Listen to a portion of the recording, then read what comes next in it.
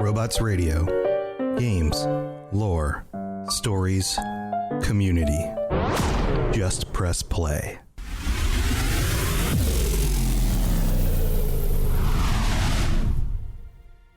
Welcome to the Fallout Lorecast, the podcast that explores the boundaries of our knowledge about the world of Fallout.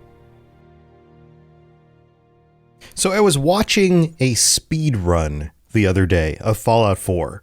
In fact, it wasn't just the speed run, it was one of those videos where the speedrunner takes their time to explain exactly what they're doing and how they make their way through the game, how they glitch certain things and how they manipulate the quests in order to trigger certain events or skip things. And it got to a specific point in the game where the character goes to Good Neighbor. And at Good Neighbor, the character meets Cleo. And this triggered a memory for me of the first time I played Fallout 4, the first time I went to Good Neighbor, and the first time I happened to notice that the person manning the shop was an Assaultron. Now, this shouldn't have surprised me too much because we've seen robots in all sorts of different capacities. Robots will do what they are programmed to do most of the time, and it doesn't really matter what exactly the model of the robot is as long as they're programmed to be, to not kill you. And then you can, for example, purchase things from them or whatever. Treat them kind of like people. But in seeing this moment again in the speedrun, just treated so cautiously because it was a speedrun, I realized something.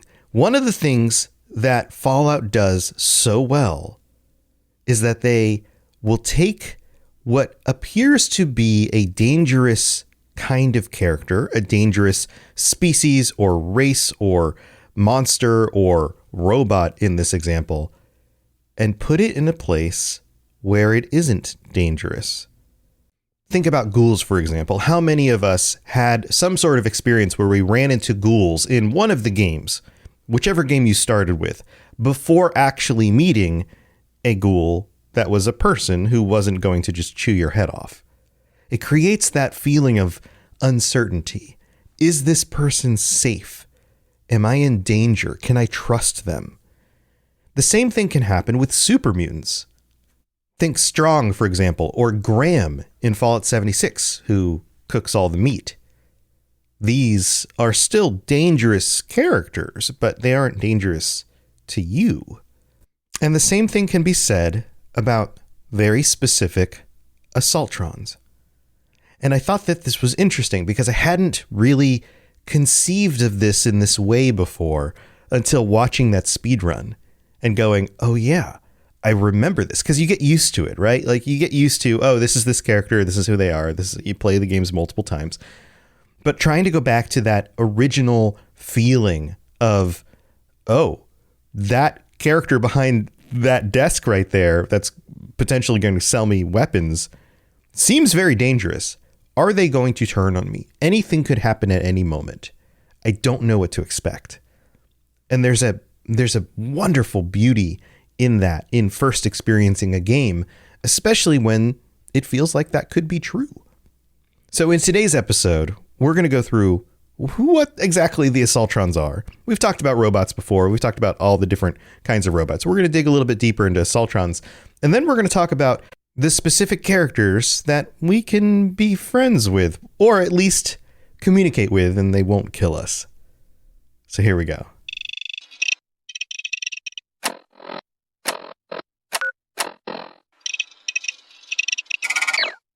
So like so many of the other robots, Assaultrons were made by Robco Industries.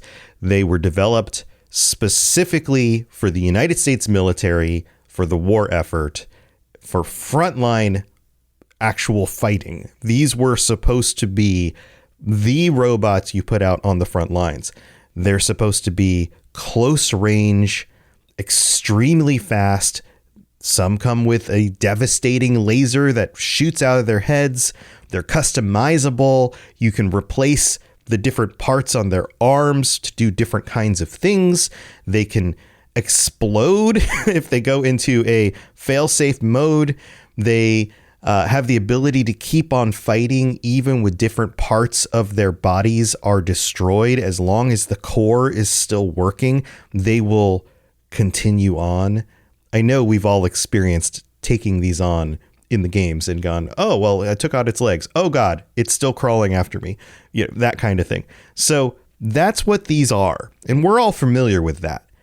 They first saw use in the military in 2072. This would have been about 5 years before the Great War, before the bombs dropped. And they must have been some sort of success because you can find them all over the place.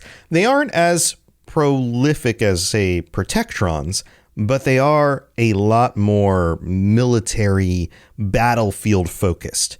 Protectrons, they aren't as agile. They have some similar characteristics, but not exactly the same.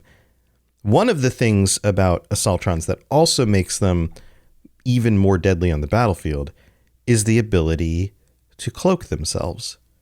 They can go in stealth mode, and not all of them, but some of them can go into stealth mode and fight on the battlefield and all of a sudden show up behind the enemy or in places that you wouldn't expect them. And this is interesting. I have a feeling this was designed as a gameplay thing. You're playing through the game, you come across an enemy. Oh, this enemy is difficult. You get used to it. You come across another enemy. This enemy's a little bit harder. Oh God, this one cloaks, makes it even more difficult. How many of us have had actual kind of skin of our teeth? Is that a phrase? That's a weird phrase. Fights with Assaultrons because of the cloaking and the big laser and the fact that they are so armored. They take a lot to take out, especially when you're a lower level character leveling up through the game. But it's weird, right? Cloaking technology. These were designed by an American company, and they have cloaking technology. We just talked about stealth technology and how that was primarily a Chinese thing. And yet it was used with these robots. Interesting. And that brings up another point. One of the things that's so cool about Assaultrons is the variability of the components, the way they have different components swapped out, their heads, their hands, heck, even from their waist down can be replaced with other parts. And yeah, we saw this in the Mechanist expansion where you could basically take any of the robots, any of your robot companions, swap the parts in and out, kind of mash them up, make them your own thing.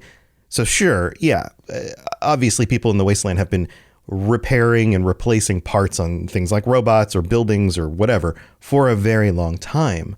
But it also points to the idea that they were probably designed to do this from the beginning. And because of the different variants that we come across, not all of which were put together by the Mechanist, they probably were like that. There were probably variants out there from the beginning with slight changes and differences. So we're going to take a look at all the different variants and their names, the kinds of things that you come across in the game and what they're made of, how their components work. And we're going to get a sense of this. So first, there's the initial Assaultron, right? Regular, run-of-the-mill, right off the factory line kind of model. These are the ones with the lasers in the heads, the clamp finger hand things, and they're very mobile. They've got a lot of armor, and they're extremely aggressive. Next up, the Assaultron Invader is similar to the original, but it has a larger health pool and more armor. It's actually more hit points and more armor.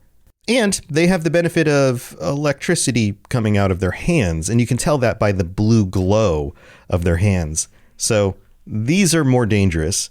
Next up is the Assaultron Dominator. So take an Invader, upgrade the health and the armor even more, give it swords for hands and stealth ability. And now you have a Dominator, even more dangerous. Now you can run into a gunner variant of each of these. The main difference being that they just have the symbol of the gunners on the chest. So there's the regular Assaultron, the gunner Invader, and then the gunner Assaultron Dominator.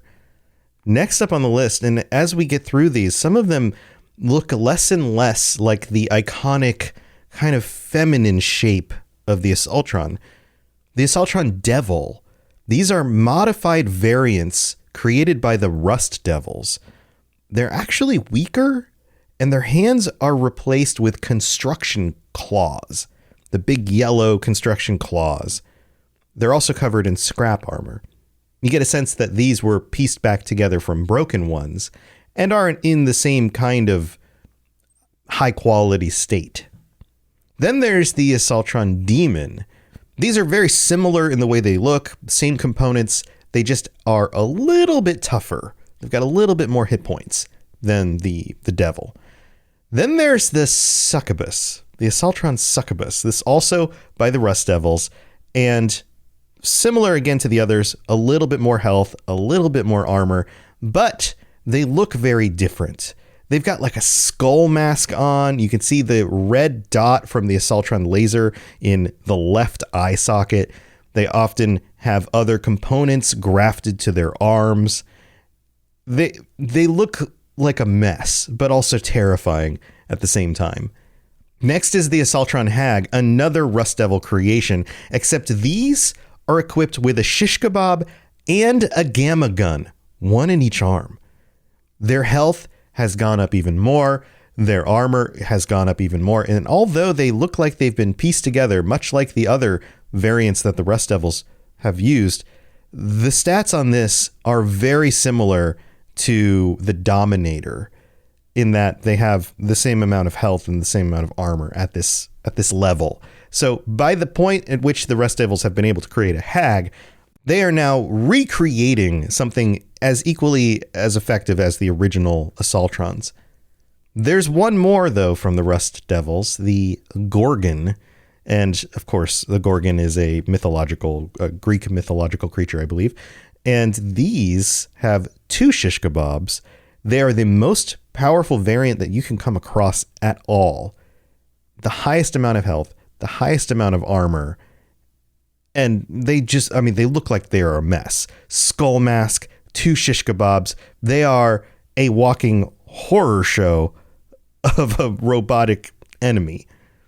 If you head into Nuka World, you will come across the Novatron variant. These are very similar to the originals. The original Assaultron, the Invader, and the Dominator, at least those 4, are very similar, except they tend to have a laser beam equipped to one of the hands as opposed to just a regular claw.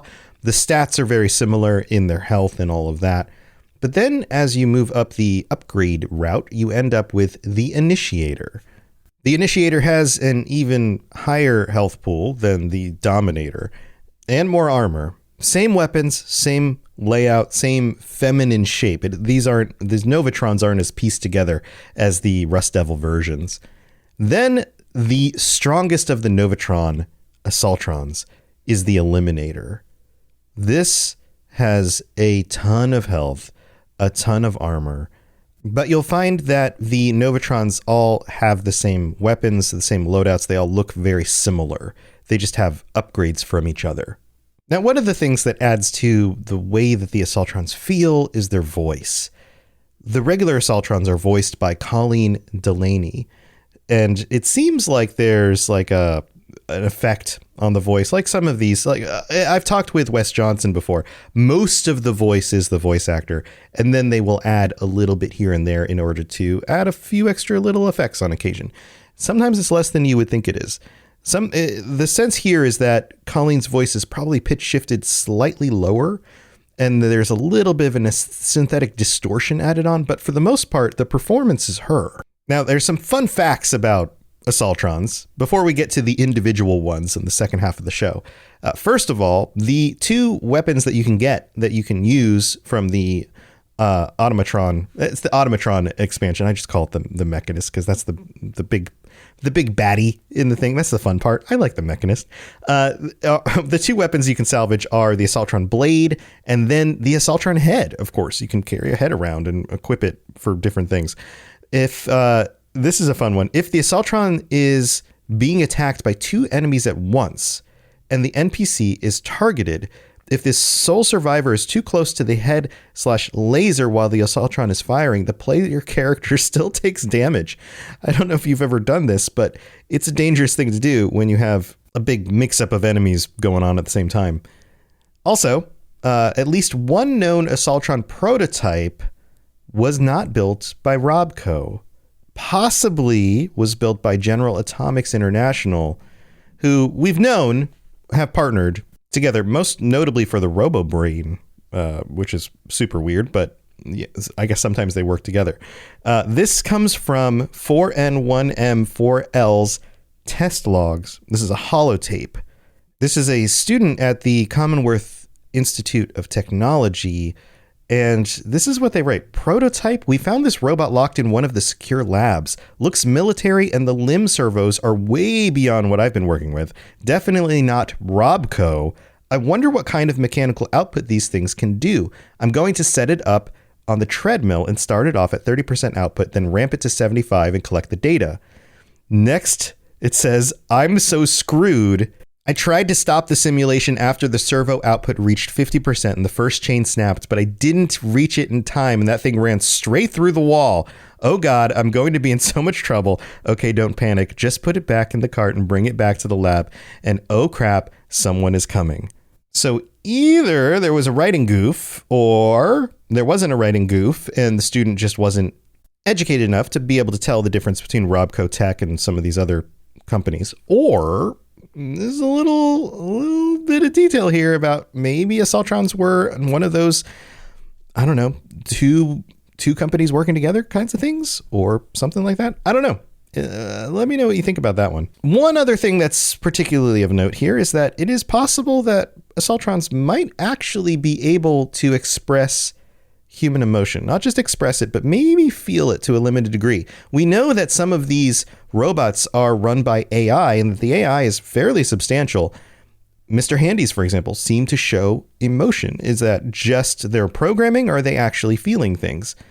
Now, this specific point is brought up for two reasons. First of all, you do come across some of these other Assaultrons that actually work with people. They seem to emote a little bit when talking to people. Maybe that's part of their programming. Also, there's a moment in reunions when Dogmeat leads you to the remains of a destroyed Assaultron, but it's not fully destroyed, and it states that it can't feel its legs, which isn't an emotion. I know people have brought this up as like they feel things. Maybe it just means detect, like it can't detect its legs in order to move them and use them. I think that it's more that side of it, but it seems that there is debate about what this actually means. So let me know your thoughts on that as well. Join us on the Discord. All right, we're going to go thank our patrons. We'll be right back. It's time for that spring reset. I'm taking a look at everything in my closet and figuring out that, oh no, this absolutely needs to go. And it's about time I replace things so that my clothes aren't older than my 15-year-old. Now you might think that they lasted that long because they were well made, but no, they're in terrible condition. Unlike the new jeans I just got from Quince. Jeans have always been my personal go-to because you can kind of wear them for lots of different things, but maybe they're not your thing. Maybe you're looking for, I don't know, 100% European linen with insanely soft flow knit activewear fabric. It's definitely getting warmer, and their flow knit activewear is moisture wicking, anti-odor, and soft enough that you'll actually want to wear it every day. So pick out what you want. You can't go wrong because they have prices 50 to 60% less than similar brands. And like I said before, they are high quality. I continue to wear their clothes all the time, and I know that these new jeans are going to last me a lot better than the other things in my wardrobe. And on top of it, they look great. They're so comfortable. And I spent just as much on the jeans that I am now cleaning out of my wardrobe. So if you're looking for something better, just all around better, go check out Quince. So go do it right now. Refresh your wardrobe with Quince. Go to quince.com/falloutlore for free shipping and 365-day returns. Now available in Canada too. Go to quince.com/falloutlore for free shipping and 365-day returns. Quince.com/falloutlore. Chap. Good to see another of General Atomics' finest, still eager to serve. All right, here we are in the middle of the show. Big welcome to Meep, our newest patron. Welcome to the Patreon. Thank you for joining us. And I have to shout out our SentryBots Germinator and Sky R. Thank you so much for your support as well. And to all 80 of our current patrons, thank you so much.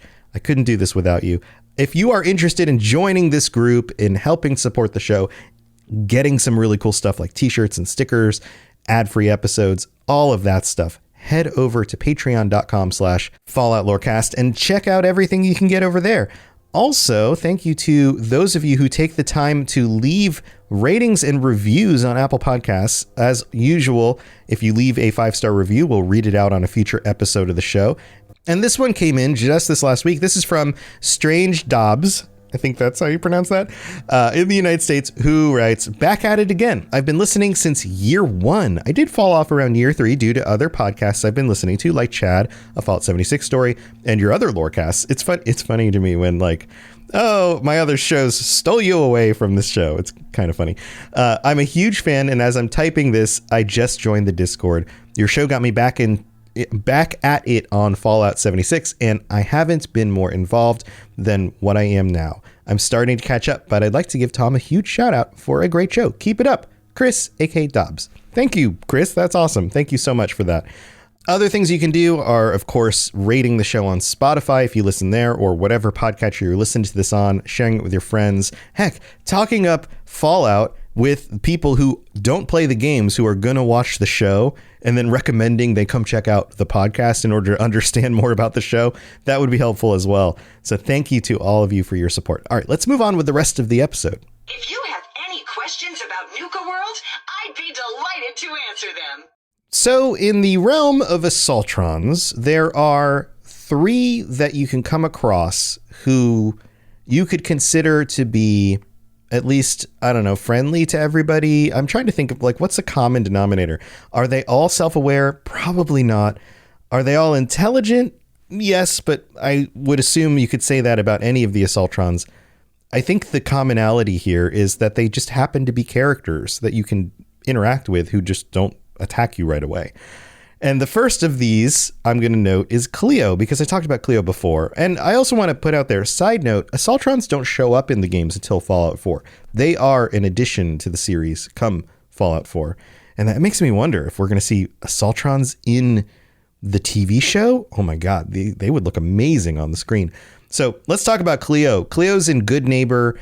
She's friendly, or at least friendly enough. She works at the store Kill or Be Killed, where you can buy some stuff.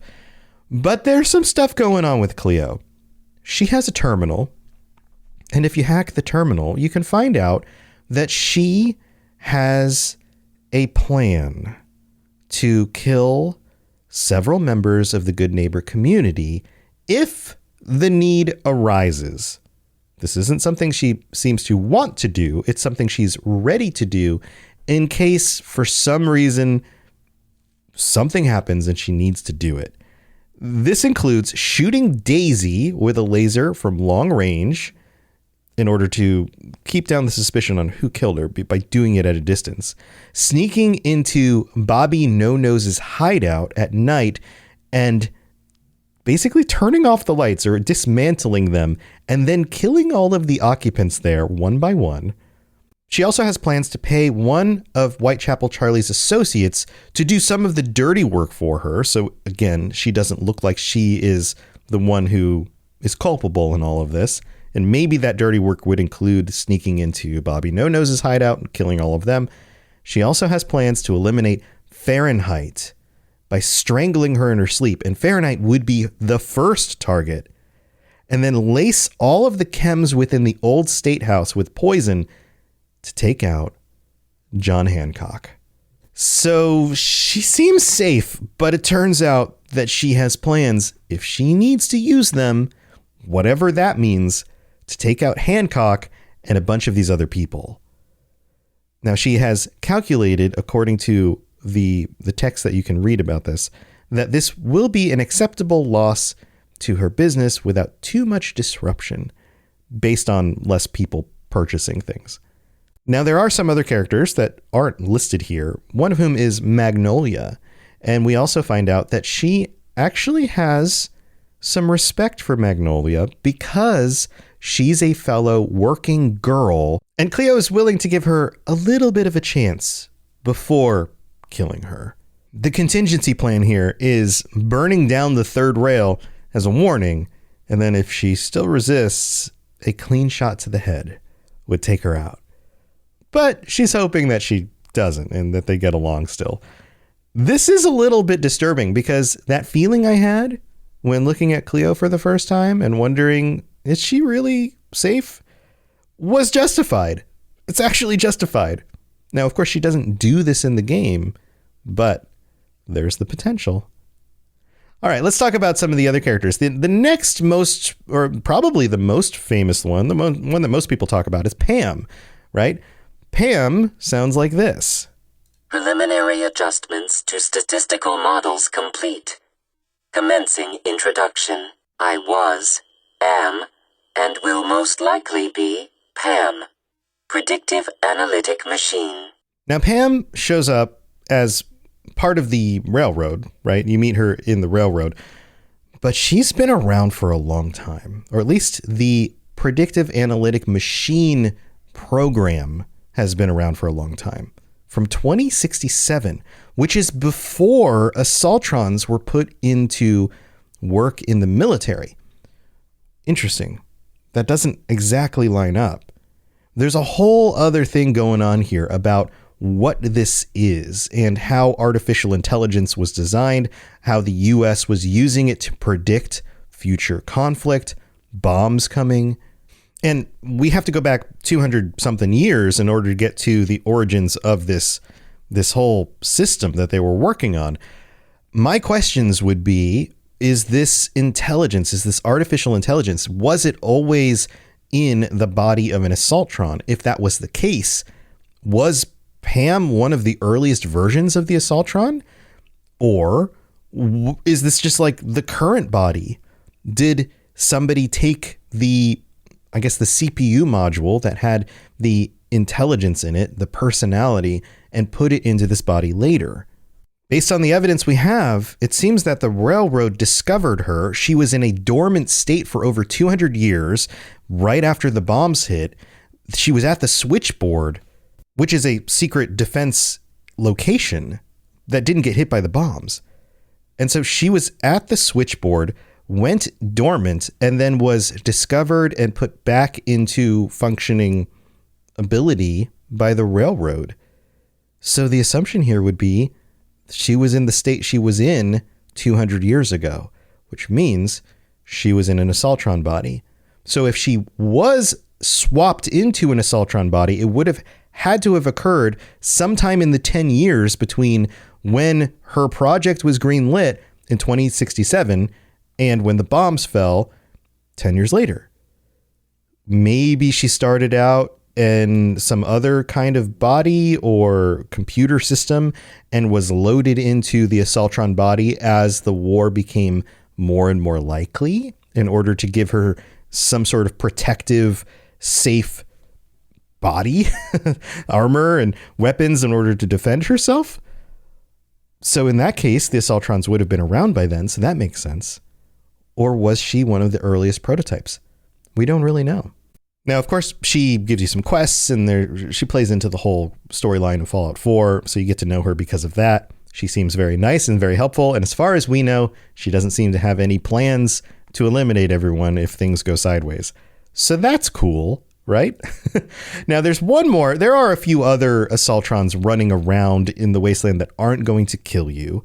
They include Lady Lovelace, who you can kind of power back up, Adam's Wrath, who of course works for the children of Adam and also won't kill you right away unless there's a reason. But then there's Ada. Ada can be a companion. There are 3 companions that are actual robots, and I haven't done an episode about Ada specifically because she doesn't have much of a personality. She's kind of the stand-in for, well, hey, let's give you an Assaultron and then you can customize it and do with it what you want.